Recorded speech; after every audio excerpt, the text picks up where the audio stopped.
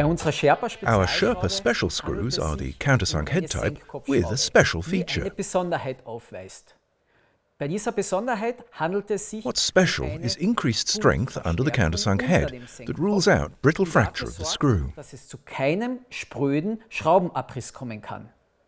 At the other end is the half-ground tip, which ensures perfect initial penetration and reduced screw-in torque.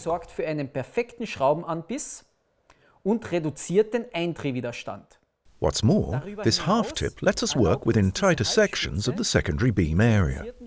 The screws visually illustrate the various angles of the whole axes.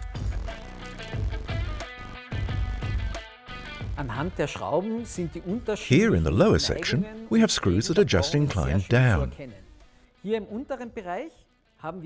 Whereas in the upper section, here for example, we have screws that are also angled partly sideways.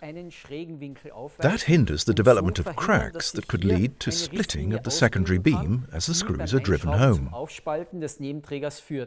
In the upper section is the moment or positioning screw, which goes completely straight at 90 degrees through the connector plate. This way, every screw has a position and angle optimally matched to its job. Optimal ausgerichtete Position und Neigung.